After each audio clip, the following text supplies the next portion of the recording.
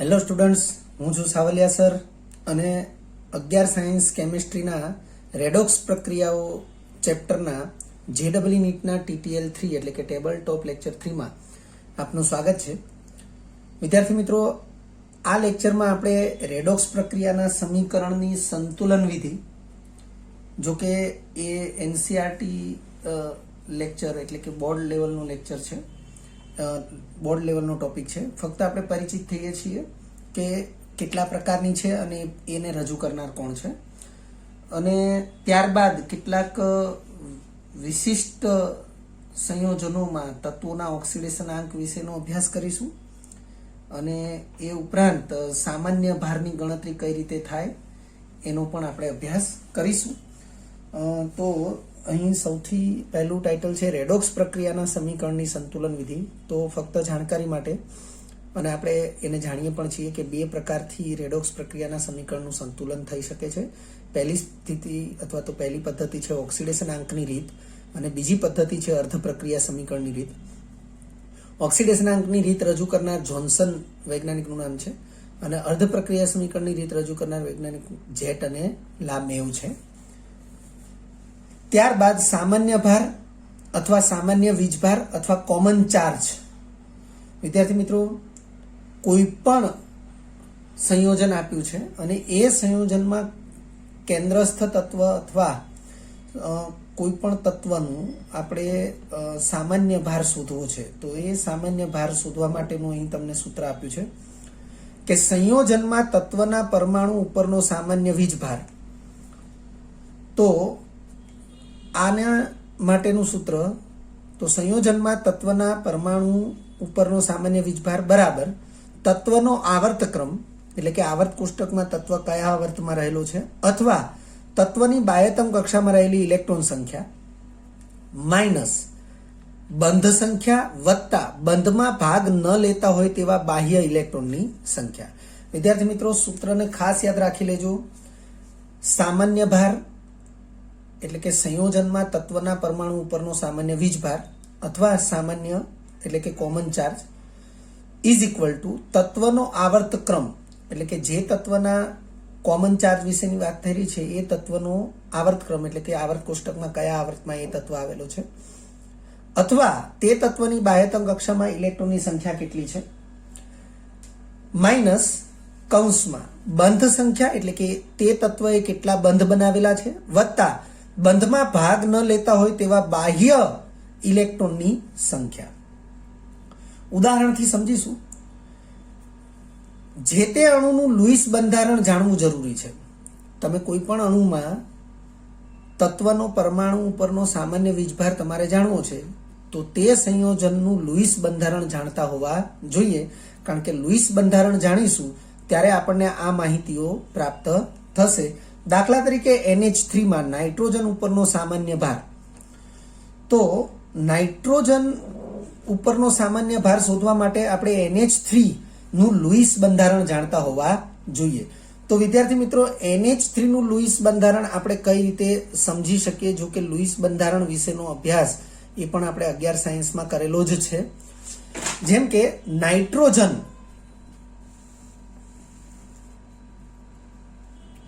વિદ્યાર્થી મિત્રો, નાઇટ્રોજનને આપણે ધ્યાનમાં લઈએ તો નાઇટ્રોજનનો પરમાણુ ક્રમાંક Z બરાબર 7 છે. એની ઇલેક્ટ્રોન રચના 2, 5, એટલે નાઇટ્રોજનની બાહ્યતમ કક્ષામાં 5 ઇલેક્ટ્રોન છે. આપણે 5 ઇલેક્ટ્રોનને આ પ્રકારે દર્શાવીએ કે નાઇટ્રોજનની બાહ્યતમ કક્ષામાં 5 ઇલેક્ટ્રોન છે. અષ્ટક રચના પૂર્ણ કરવા માટે 3 ઇલેક્ટ્રોનની જરૂર છે. તો આ 3 ઇલેક્ટ્રોન જેની જરૂર છે એવા 3 ઇલેક્ટ્રોન માટે આપણે 3 ઇલેક્ટ્રોનને એક એક દર્શાવીશું, અને બાકીના એટલે 5માંથી 3 ઇલેક્ટ્રોનને આ રીતે એક એક દર્શાવ્યા, તો બાકી વધ્યા 2, તો એ 2 ઇલેક્ટ્રોનને યુગ્મ તરીકે દર્શાવીશું. હવે NH3 માં હાઇડ્રોજન પરમાણુ પણ છે જેનો પરમાણુ ક્રમાંક 1 છે, તો એની ઇલેક્ટ્રોન રચના 1 છે. બાહ્યતમ કક્ષામાં એક જ ઇલેક્ટ્રોન છે, તો હાઇડ્રોજનના ઇલેક્ટ્રોનને આપણે નાના એવા ક્રોસ એટલે કે ચોકડી વડે દર્શાવીશું. તો તમે જોઈ શકો છો કે અહીંયા હાઇડ્રોજન સાથે એક એક ઇલેક્ટ્રોનની ભાગીદારીથી 3 બંધ બન્યા.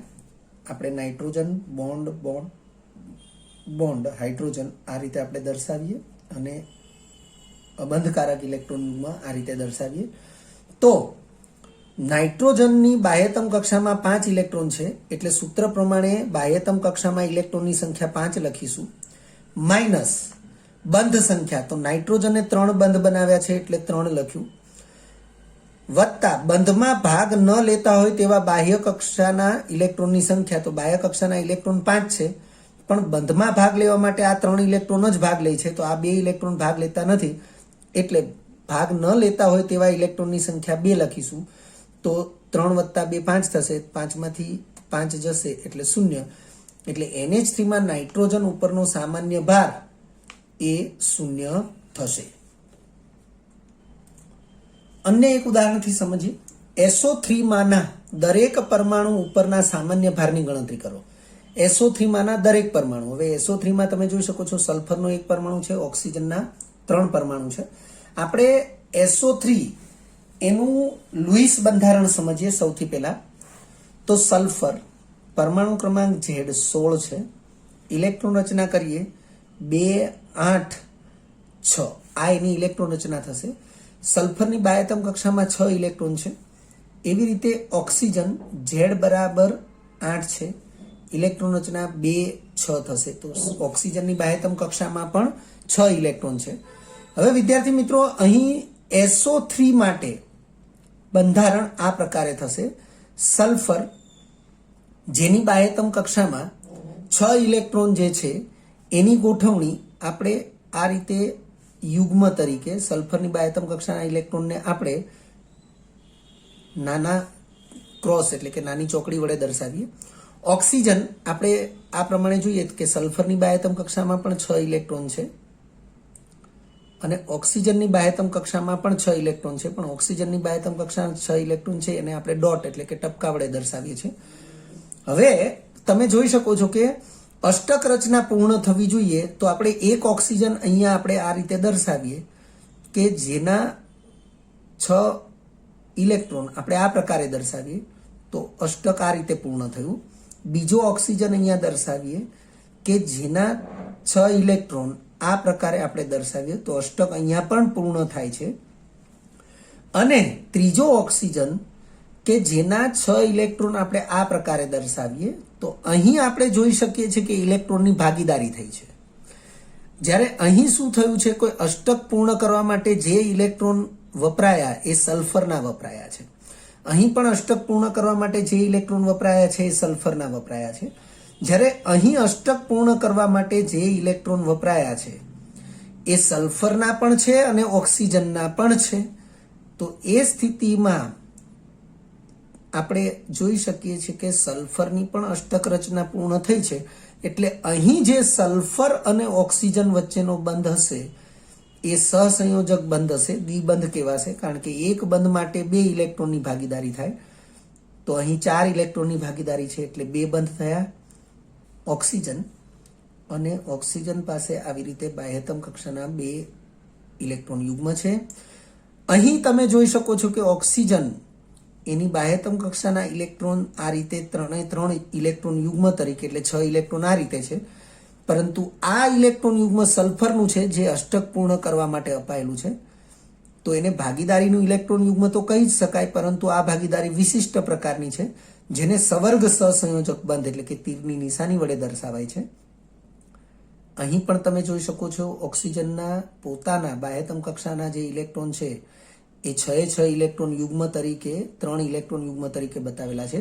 જ્યારે આ ઇલેક્ટ્રોન યુગ્મ ભાગીદારીનું છે પણ એ અષ્ટક રચના પૂર્ણ કરવા માટે સલ્ફરે આપેલું છે અને તેથી એ સવર્ગ સહસંયોજક બંધ તરીકે દર્શાવાશે. એટલે તમે જોઈ શકો છો કે અહીં આપણે સલ્ફરની આસપાસ 3 ઓક્સિજન દર્શાવ્યા છે જેમાં આ ઓક્સિજનને આપણે નંબર 1 આપ્યો છે આ ઓક્સિજનને આપણે નંબર 2 આપ્યો છે અને આ ઓક્સિજનને નંબર 3 આપ્યો છે. તો બીજો અને ત્રીજા નંબરનો ઓક્સિજન એ સવર્ગ સહસંયોજક બંધથી જોડાયેલા છે અને તેનું SO3 નું એ લુઈસ બંધારણ આ પ્રકારે છે જે આપણે અહીં દર્શાવેલું છે. હવે તમે જોઈ શકો છો કે ઓક્સિજનને ક્રમ આપ્યા છે અને સલ્ફર એક જ પરમાણુ છે એટલે એને કોઈ ક્રમ આપેલો નથી. અને સૌથી પહેલા 1 નંબરના ઓક્સિજનનો સામાન્ય ભાર વિચારીએ તો ઓક્સિજન ની બાહ્યતમ કક્ષામાં ઇલેક્ટ્રોન સંખ્યા 6 છે એટલે આપણે અહીંયા 6 લખ્યું. કૌંસમાં આપણે લખવાનું છે બંધ સંખ્યા. તો 1 નંબરનો ઓક્સિજન છે એને 2 બંધ બનાવ્યા છે એટલે અહીંયા આપણે 2 લખ્યું. અને પ્લસ કરીને બાહ્યતમ કક્ષામાં રહેલા ઇલેક્ટ્રોન પણ જેણે બંધમાં ભાગ ન લીધો હોય, એટલે બંધમાં ભાગ ન લેતા બાહ્યતમ કક્ષાના ઇલેક્ટ્રોન તમે જોઈ શકો છો. 1 નંબરના ઓક્સિજન માટે આ 4 ઇલેક્ટ્રોન છે તો અહીં 4 લખ્યા છે. 2 + 4 6 થશે, 6 માંથી 6 બાદ થશે એટલે 0. એટલે 1 નંબરનો ઓક્સિજન જે છે એનો સામાન્ય ભાર થશે 0. એવી રીતે બીજા નંબરનો ઓક્સિજન લઈએ. હવે વિદ્યાર્થી મિત્રો, બીજા નંબરના અને ત્રીજા નંબરના ઓક્સિજનની સ્થિતિ સમાન છે. એટલે બીજા નંબરનો ઓક્સિજનનો જે સામાન્ય ભાર આવશે એ જ ત્રીજા નંબરના ઓક્સિજનનો સામાન્ય ભાર આવશે. પરંતુ આપણે એને કઈ રીતે ગણી શકીએ છીએ? તો ઓક્સિજનની બાહ્યતમ કક્ષામાં ઇલેક્ટ્રોન 6 છે એટલે અહીંયા 6 લખ્યા છે. માઇનસ કૌંસમાં પહેલો જે આંક છે એ બંધની સંખ્યા છે. તો તમે જોઈ શકો છો કે આ 2 નંબરનો જે ઓક્સિજન છે એના અને સલ્ફર વચ્ચેની બંધ સંખ્યા કેટલી છે? 1 છે. વત્તા બાહ્યતમ કક્ષાના ઇલેક્ટ્રોન કેવા કે જેને બંધમાં ભાગ ન લીધો હોય. તો અહીં દેખાય છે કે 6 ઇલેક્ટ્રોને બંધ બનવામાં ભાગ લીધો નથી તો 6 લખીએ છીએ. તો 1 + 6 એટલે 7 થશે. 6 માંથી 7 બાદ કરીએ તો -1 જવાબ આવશે. O3 એટલે કે ત્રીજા નંબરનો ઓક્સિજન છે એના માટે પણ સમાન પરિસ્થિતિ જ છે એટલે એનો સામાન્ય વીજભાર અથવા કોમન ચાર્જ એ પણ -1 આવશે. એટલે નંબર 1 ઓક્સિજન છે એનો સામાન્ય ભાર 0 છે. નંબર 2 અને 3 ઓક્સિજન જે સમાન કેટેગરીના છે અને એનો સામાન્ય ભાર અથવા કોમન ચાર્જ -1 આવ્યો છે. સલ્ફરનો સામાન્ય ભાર ચેક કરીએ તો સલ્ફરની બાહ્યતમ કક્ષામાં પણ 6 ઇલેક્ટ્રોન છે એટલે અહીંયા આપણે 6 લખ્યા છે. સલ્ફરે કુલ 4 બંધ બનાવ્યા છે તમે જોઈ શકો છો. તો અહીં આપણે 4 લખ્યા છે. અને સલ્ફરની બાહ્યતમ કક્ષામાં એક પણ ઇલેક્ટ્રોન એવો નથી કે જેણે બંધમાં ભાગ લીધો ન હોય એટલે અહીંયા આપણે 0 લખ્યું છે. 6 માંથી 4 જાય એટલે 2 થશે. એટલે સલ્ફરનો સામાન્ય ભાર +2 થશે. ત્યારબાદ છે કેટલાક વિશિષ્ટ સંયોજનોમાં તત્વોના ઓક્સિડેશન આંકની વિવિધતા. વિદ્યાર્થી મિત્રો, આવા વિશિષ્ટ સંયોજનોમાં ઓક્સિડેશન આંકની જે વિવિધતા છે એના વિશે પરિચિત થવું ખૂબ જ અગત્યનું છે. કારણ કે MCQ એ ખાસ કરીને ઓક્સિડેશન આંક વિશે પૂછાતા હોય ત્યારે આવા વિશિષ્ટ સંયોજનોને લઈ અને એમાં કોઈ પણ તત્વના ઓક્સિડેશન આંક વિશે પ્રશ્નો પૂછાતા હોય છે. આ ઉપરાંત આપણે જે સામાન્ય ભારની ચર્ચા કરી એને અનુલક્ષીને પણ MCQ પૂછાતા હોય છે. તો સૌથી પહેલા NOClO4. તો NOClO4 છે એમાં વિયોજન વિચારીએ ત્યારે NO+ જેને નાઇટ્રોસોનિયમ આયન કહેવાય, NO+ + ClO4-, NO+ છે એમાં નાઇટ્રોજનનો ઓક્સિડેશન આંક +3 થશે. જ્યારે ClO4- છે એમાં ક્લોરીનનો ઓક્સિડેશન આંક +7 થશે. વિદ્યાર્થી મિત્રો, આ જે ઓક્સિડેશન આંક જે હું બતાવી રહ્યો છું એ ઓક્સિડેશન આંક શોધવાના નિયમોને આધારે શોધી શકાય છે. પરંતુ આ પદાર્થનું વિયોજન આપણે જાણતા હોઈએ તો આપણે ઘટક આયનોમાં તત્વના ઓક્સિડેશન આંક વિશે જાણી શકીએ. જેમ કે NH4NO3 એમોનિયમ નાઇટ્રેટ છે. હવે એનું વિયોજન થાય એમાં તમે જોઈ શકો છો 2 નાઇટ્રોજન પરમાણુ છે અને એનું વિયોજન થાય ત્યારે NH4+ આયન એટલે કે એમોનિયમ આયન અને NO3- એટલે કે નાઇટ્રેટ આયન બને. તો એમોનિયમ આયનમાં જે નાઇટ્રોજન છે એનો ઓક્સિડેશન આંક -3 થશે. જ્યારે NO3- એટલે કે નાઇટ્રેટ આયન એમાં જે નાઇટ્રોજન છે એનો ઓક્સિડેશન આંક +5 થશે. આપણે એક ગણતરીથી એ બાબતને ક્લિયર કરીએ. જેમ કે NH4+ એમોનિયમ આયન છે, નાઇટ્રોજનનો ઓક્સિડેશન આંક x વિચારીએ, વત્તા 4 વખત હાઇડ્રોજનનો ઓક્સિડેશન આંક +1 હોય છે નિયમ પ્રમાણે, અને કુલ વીજભાર એ મથાળે આપેલો છે +1. તો તમે જોઈ શકો છો x +4 = +1. +4 ને જમણી બાજુ લઈ જઈએ તો +1 - 4 થશે. +1 - 4 નો જવાબ આવશે -3.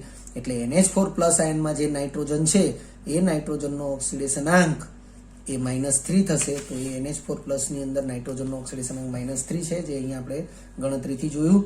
અને NO3- છે એમાં નાઇટ્રોજનનો ઓક્સિડેશન આંક તો તમે જોઈ શકો છો NO3-1 છે. હવે નાઇટ્રોજનનો ઓક્સિડેશન આંક આપણે y ધારીએ, વત્તા 3 વખત ઓક્સિજનનો ઓક્સિડેશન આંક. તો ઓક્સિજનનો ઓક્સિડેશન આંક સામાન્ય રીતે -2 હોય છે અને એનું પરિણામી મૂલ્ય -1 વીજભાર છે. તો y - 6 = -1 - 6 જમણી બાજુ જશે. તો +6 થશે, +6 - 1 એટલે +5 થશે. તો આ જે નાઇટ્રોજનનો ઓક્સિડેશનાંક છે એ થશે +5. NO3 માઇનસની અંદર નાઇટ્રોજનનો ઓક્સિડેશનાંક થયો +5. વિદ્યાર્થી મિત્રો, આ પ્રકારની જે ગણતરી છે એ ગણતરી તમે એનસીઆરટી લેક્ચર્સમાં તમે સમજી ચૂક્યા છો. H2S2O8 પર ડાયસલ્ફ્યુરિક એસિડ, જો કે આ પાઠ્યપુસ્તકની અંદર આવેલું જ ઉદાહરણ છે. અને પર ડાયસલ્ફ્યુરિક એસિડનું બંધારણ તમે જોઈ શકો છો, જેમાં 2 ઓક્સિજન એ પેરોક્સાઇડ સમૂહમાં છે. અને પેરોક્સાઇડ સમૂહમાં હોય ત્યારે એ ઓક્સિજનના ઓક્સિડેશનાંક હંમેશા -1 થશે, જે આપણે જાણતા હોવા જોઈએ. અને બાકીના જે 3 ઓક્સિજન છે, અહીંયા 3 ઓક્સિજન છે એટલે કે 6 ઓક્સિજન છે, એના ઓક્સિડેશનાંક એ રાબેતા મુજબ -2 જ થશે. તો અહીં આપણે H2S2O8 એમાં સલ્ફરનો ઓક્સિડેશનાંક વિચારીએ તો એ +6 થશે. વિદ્યાર્થી મિત્રો, આમ તો ઓક્સિડેશનાંક શોધવાના જે નિયમો છે એ પ્રમાણે જો આપણે વિચારીએ, H2S2O8 તો સલ્ફરનો ઓક્સિડેશનાંક આપણે x ધારી લઈએ તો 2 વખત હાઇડ્રોજનનો ઓક્સિડેશનાંક વત્તા 2 વખત સલ્ફરનો ઓક્સિડેશનાંક, 8 વખત ઓક્સિજનનો ઓક્સિડેશનાંક. હાઇડ્રોજનનો ઓક્સિડેશનાંક હંમેશા +1 હોય. આનું ટોટલ તો વીજભારની દ્રષ્ટિએ 0 છે એટલે ટોટલ થશે 0. 2 ટાઈમ્સ +1 + 2 ટાઈમ્સ x, સલ્ફરનો ઓક્સિડેશનાંક આપણે x ધારી લઈએ, અને વત્તા 8 વખત -2, તો આ +2 + 2x - 16, 8 દુ 16 થશે. તો આ થશે, આને = 0 લખી નાખીએ કારણ કે પરિણામી મૂલ્ય 0 થશે, વીજભાર 0 છે એટલે. માટે 2x - 16 માંથી 2 બાદ કરો એટલે 2x - 14 = 0. 2x = 14 થશે.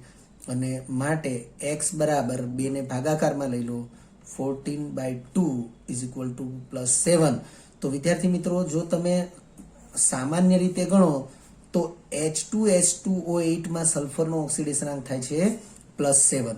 પરંતુ વિદ્યાર્થી મિત્રો, આપણે યાદ રાખીશું કે જ્યારે પણ આપણે આ પ્રકારે ગણતરી કરી અને ઓક્સિડેશનાંક +7 લાવ્યા તો આપણે એનો તાળો કઈ રીતે મેળવશું, આપણો જવાબ સાચો છે કે નહીં એ કઈ રીતે જોઈશું. તો તમે જોઈ શકો છો કે સલ્ફર કે જેનો પરમાણુ ક્રમાંક છે 16, જો એની ઇલેક્ટ્રોન રચના વિચારીએ તો સામાન્ય ઇલેક્ટ્રોન રચના 2, 8, 6 છે.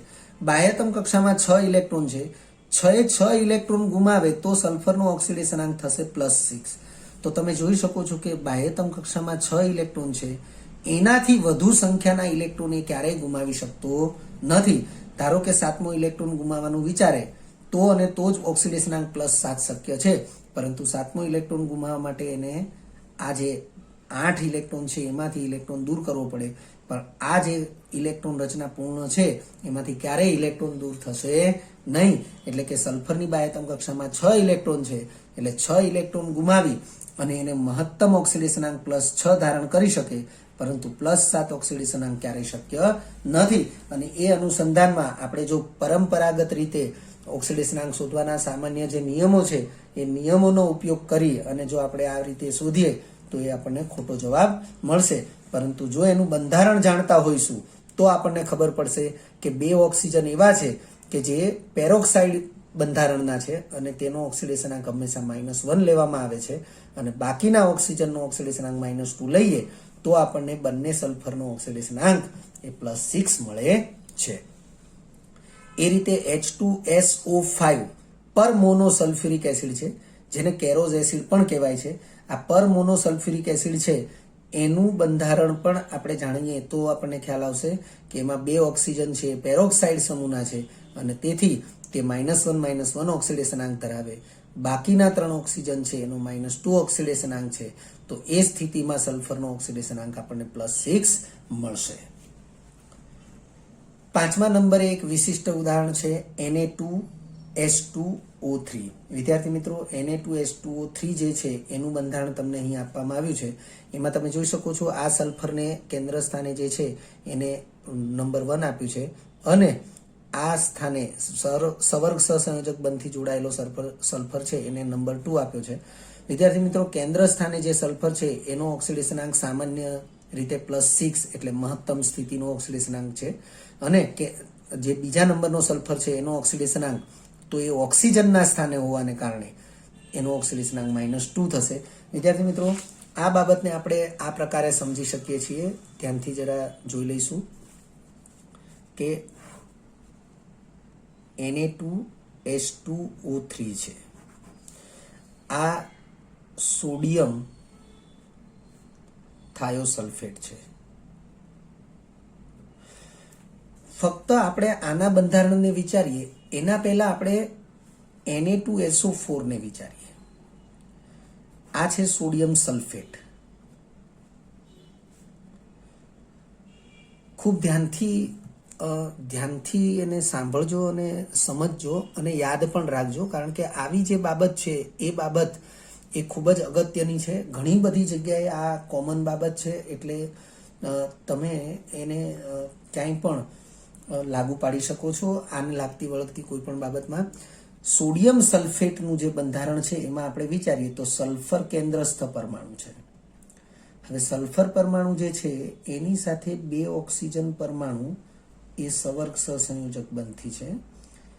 એક ઓક્સિજન પરમાણુ અને આ બીજો ઓક્સિજન પરમાણુ એ સહસંયોજક બંધથી છે. આ -1 વીજભારિત છે અને સામે સોડિયમ છે એ +1 વીજભારિત છે. પણ વિદ્યાર્થી મિત્રો, આ +1 ની સામે આ -1 છે. વાસ્તવમાં એનો ઓક્સિડેશનાંક -2 જ રહેશે. તો હવે આ -2 હોય તો આ એકલો +1 થશે તો સામે સલ્ફર પણ +1 થશે. તો આ ઓક્સિજનને લીધે પણ સલ્ફર +1 જ થશે. એટલે તમે જોઈ શકો છો કે અહીં સંપૂર્ણપણે જો ઓક્સિડેશનાંક વિચારવામાં આવે તો સલ્ફરનો ઓક્સિડેશનાંક S વિચારીએ, +4 ઓક્સિજનનો ઓક્સિડેશનાંક -2 વિચારીએ અને +2 સોડિયમના ઓક્સિડેશનાંક +1 વિચારીએ, ટોટલ થશે 0. તો સલ્ફરનો ઓક્સિડેશનાંક આ -8 વિચારી લઈએ, 4 × 2 8 થશે, -8 +2 0. તો S -6 0, માટે S +6. આ રીતે આપણને સલ્ફરનો ઓક્સિડેશનાંક +6 મળે છે આમાં. હવે તમે આ જ બાબતમાં સોડિયમ થાયોસલ્ફેટને વિચારો તો સોડિયમ થાયોસલ્ફેટ એટલે આ ઓક્સિજન કે જેનો ઓક્સિડેશનાંક આપણે ઓર્ડિનરી -2 જ લીધો છે, આનો પણ -2 લીધો છે, એટલે 4 ઓક્સિજનના ઓક્સિડેશનાંક -2 છે.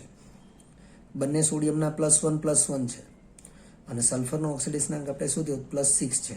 હવે હું એના જ બદલે આ ઓક્સિજનના બદલે હું આ પ્રકારે વિચારીશ, સલ્ફર 3 ઓક્સિજન, આ સ્થાને જ્યાં ઓક્સિજન હતો ત્યાં આવ્યો સલ્ફર અને બાકીના બંધારણમાં કોઈ ફેરફાર નહીં. હવે ધ્યાનથી સાંભળજો વિદ્યાર્થી મિત્રો કે જે સામાન્ય અથવા તો જે ઓર્ડિનર બંધારણ છે Na2SO4 સોડિયમ સલ્ફેટ જે આપણે જાણીએ છીએ અને એમાં ઓક્સિજન, આવા એક ઓક્સિજનને બદલે સલ્ફર આવ્યો, તો ઓક્સિજનના સ્થાને સલ્ફર આવે ત્યારે જે તે બંધારણના નામ આગળ થાયો નામનો પૂર્વક વપરાય છે, એટલે આને સોડિયમ થાયોસલ્ફેટ કહેવાય. હવે તમે જુઓ અહીંયા 4 ઓક્સિજન છે, આ 4 ઓક્સિજન છે. ઓક્સિજનના સ્થાને સલ્ફર આવે એટલે ઓક્સિજનની સંખ્યા ઘટીને 4 ને બદલે 3 થશે અને સલ્ફરની સંખ્યા 1 ને બદલે 2 થશે. એટલે સોડિયમ થાયોસલ્ફેટ એનું સૂત્ર Na2H2O3 થશે અને બંધારણ આ પ્રકારનું થશે. બંધારણ આ પ્રકારનું થશે એ દરમિયાન પણ જે તે સ્થાન ઉપર રહેલા પરમાણુઓના ઓક્સિડેશનાંક એ એઝ ઇટ ઇઝ રહેશે. ઓક્સિજનના બદલે સલ્ફર આવ્યો તો સલ્ફરનો ઓક્સિડેશનાંક -2 થશે અને આ સલ્ફર કે જેનો ઓક્સિડેશનાંક અહીંયા પણ આપણને +6 મળ્યો છે એમ અહીંયા પણ +6 મળશે. પરંતુ તમે જોઈ શકો છો Na2H2O3 એમાં 2 સલ્ફર છે અને બંને સલ્ફર માટે આપણે ઓક્સિડેશનાંકને વિચારીએ તો એકનો +6 છે અને બીજાનો -2 છે. એટલે આ સ્થિતિમાં આપણે સરેરાશ ઓક્સિડેશનાંક વિશે વિચારવું પડે.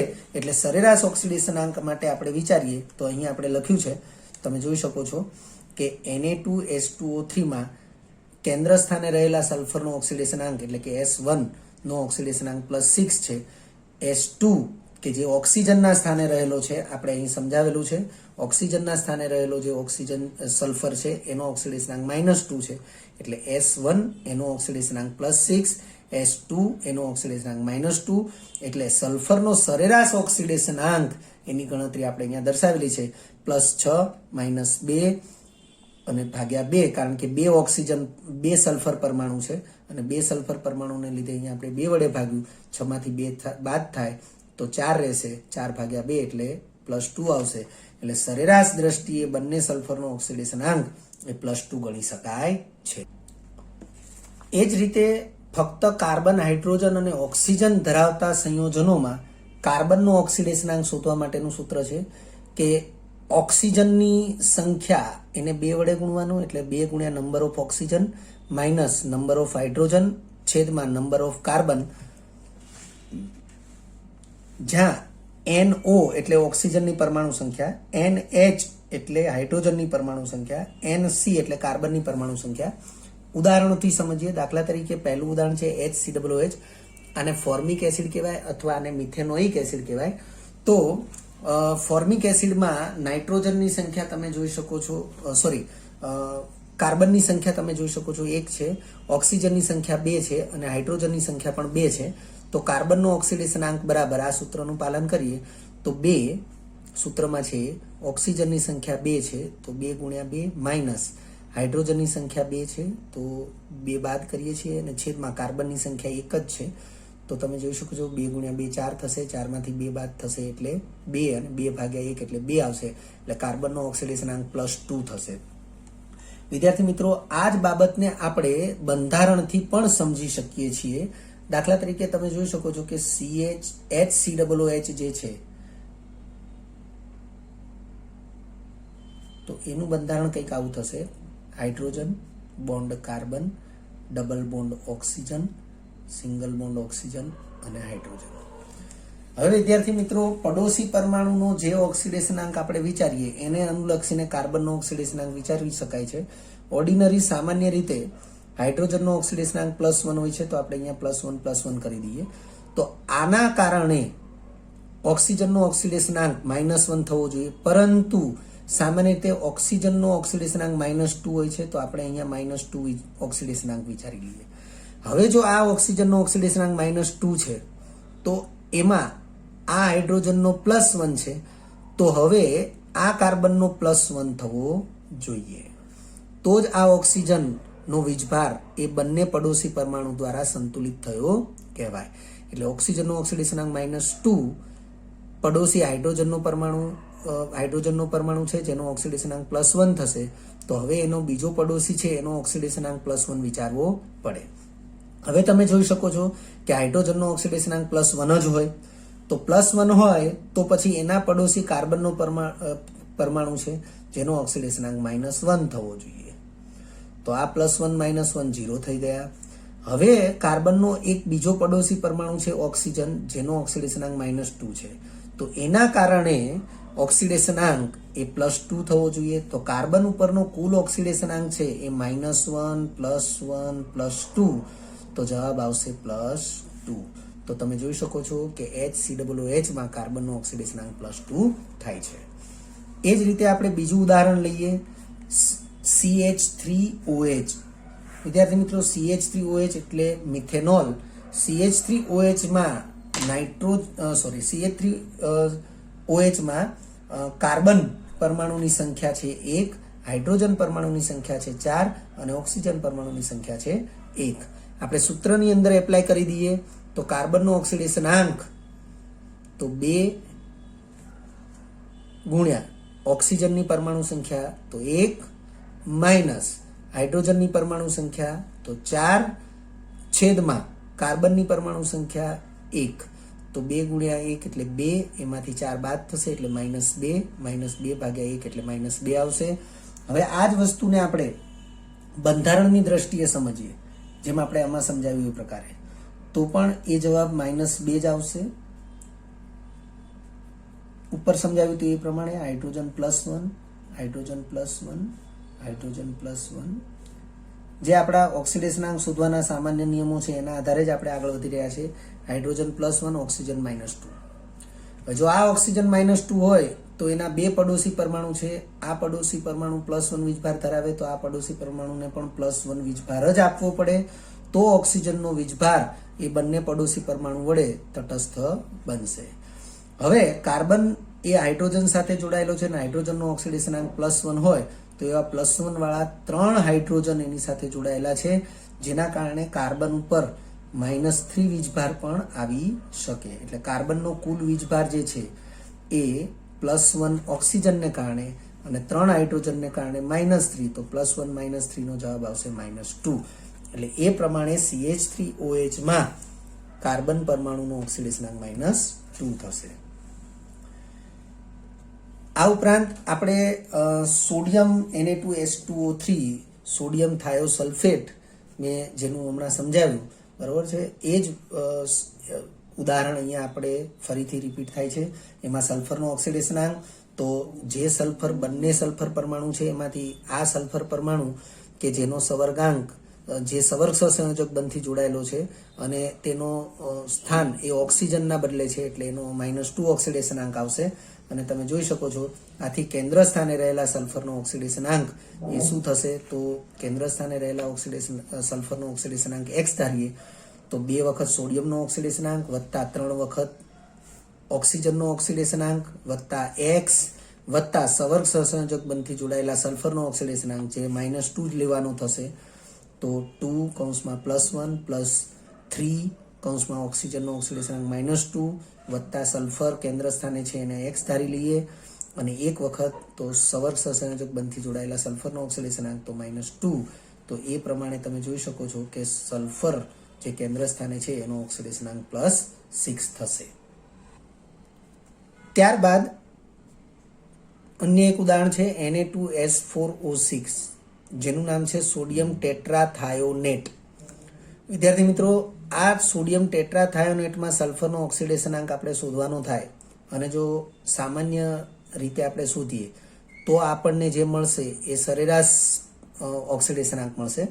પણ તમે એનું બંધારણ જો જાણતા હશો તો તમે અહીંયા જોઈ શકો છો કે કેન્દ્ર સ્થાને 2 સલ્ફર પરમાણુ છે અને જેમ પેરોક્સાઇડ બંધ હોય છે એમ એકબીજા સાથે શૃંખલામાં 2 સલ્ફર પરમાણુઓ જોડાયેલા છે અને એ જે 2 સલ્ફર પરમાણુઓ જોડાયેલા છે એના ઓક્સિડેશનાંક આપણે 0 લેવાના થશે. એટલે અહીંયા લખ્યું છે ઓક્સિડેશનાંક 0 થશે.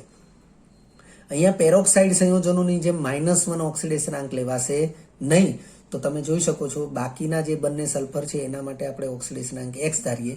2 સોડિયમ માટે 2Na લખ્યું છે, 2 સલ્ફર કેન્દ્રસ્થ પરમાણુ માટે 2x લખ્યું છે, વત્તા શૃંખલાના જે સલ્ફર છે એના માટે 2 કૌંસમાં શૃંખલાના સલ્ફર લખ્યું છે, વત્તા 6 ઓક્સિજન જે અહીંયા 3 અને અહીંયા 3 છે એના માટે લખ્યું છે. તો સોડિયમનો ઓક્સિડેશનાંક +1 છે, 2x x આપણે શોધવાનો છે. શૃંખલામાં જે સલ્ફર છે એનો ઓક્સિડેશનાંક આપણે 0 લીધેલો છે અને વત્તા 6 વખત ઓક્સિજન સામાન્ય છે જેનો ઓક્સિડેશનાંક -2 લીધેલો છે. તો +2 +2x 0 -6 દુ 12 -12, તો 2x +10, તો x +5. તો આ પ્રમાણે જે કેન્દ્રસ્થ સલ્ફર પરમાણુ છે એ બંને સલ્ફર પરમાણુના ઓક્સિડેશનાંક +5 થશે. વિદ્યાર્થી મિત્રો, જો તમને આ વિડીયો લેક્ચર ગમ્યો હોય તો લાઇક આપજો, શેર કરજો અને સબસ્ક્રાઇબ પણ કરજો. અગાઉના લેક્ચરનું રિવિઝન અને પાઠ્યપુસ્તકનું વાંચન કરતા રહેજો. આ લેક્ચર અંગે કોઈ પણ ડિફિકલ્ટી હોય તો મને વોટ્સઅપ કરી શકાય. આભાર. ફરી મળીશું નવા વિડીયો લેક્ચરમાં.